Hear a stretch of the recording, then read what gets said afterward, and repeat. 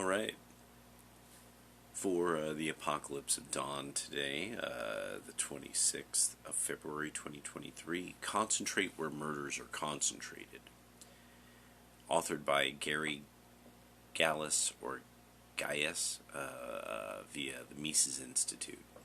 One of the principles of good public policy is to focus efforts on understanding social problems and searching for effective responses where those problems are serious, not where they are minor or missing. Local problems justify locally focused and decided policies. Problems that have effects that are more widely spread justify geographically broader policies, and the broadest problems justify national policies, as illustrated by the federalism of the U.S. Constitution, particularly the 10th Amendment. That such a principle is well established is illustrated by Edgar K. Browning and Jacqueline M. Browning's textbook, Public Finance and the Price System, which I used when teaching my first such class over 4 decades ago, and which said the key issue here is the geographic area over which persons necessarily benefit or are harmed, which requires that care is needed in determining what types of policies are more suitable for local governments. However, that principle is often honored in the breach today, as politicians at higher level governments are always trying to regulate and legislate issues that are more local in character. Why? It lets politicians in areas where the problems are greatest pretend they are a national problem, rather than ones tied to their jurisdictions and policies.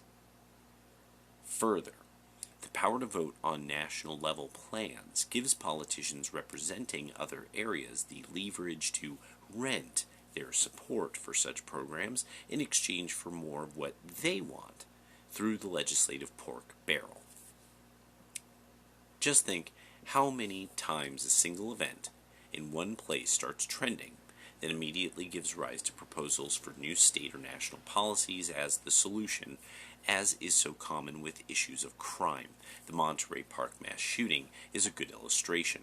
The same day it was reported in the Los Angeles Times, they ran editorial about mass murder shootings becoming a sickeningly frequent occurrence in America, arguing that mass shootings have one thing in common: they have guns, and asserting that we must limit the Second Amendment in the Constitution, not only federal law, but the highest law of the land, because the national suicide is not the compulsory price of freedom.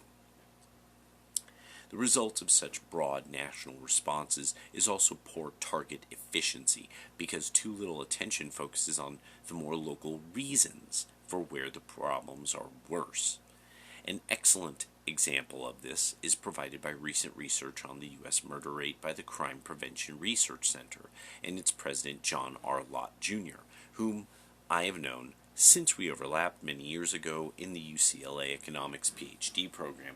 I would note that John's work is often controversial, which also makes him a frequent subject of ad hominem attacks, because the empirical data he develops can strongly contradict what others are selling as the truth in some area, particularly with regard to crime.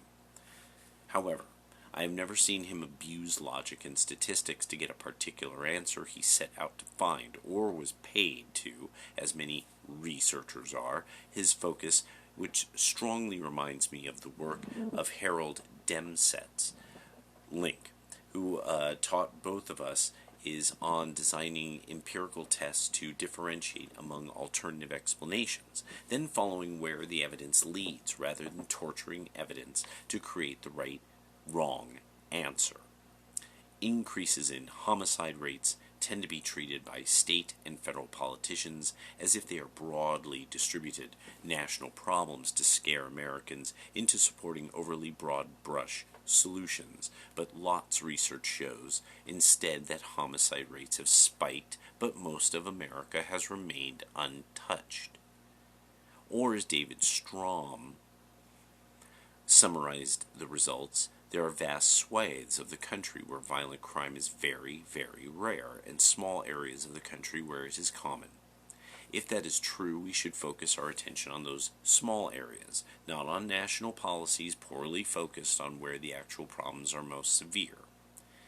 Lott's research, which used 2020 homicide data, examined the concentration of homicides in particular areas to see whether America's increasing homicide problem is national or local.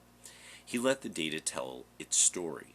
First, he focused on county-level data rather than national data. Some of the dramatic results he found.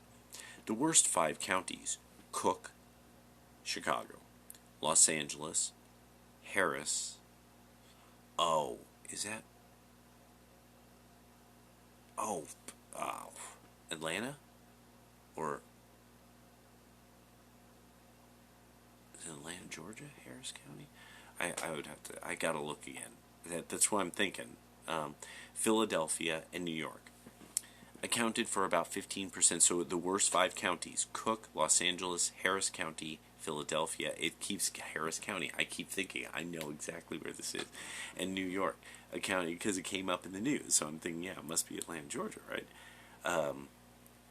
The worst 1% of counties, 31, with 21% of the U.S. population, accounted for 42% of the homicides. So again, the worst 1% of counties, 31, with 21% of the U.S. population, accounted for 42% of the homicides.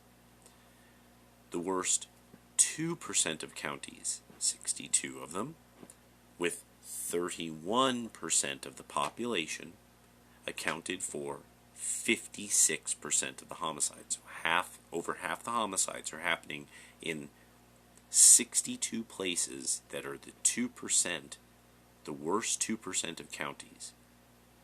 And about a third of the country lives there.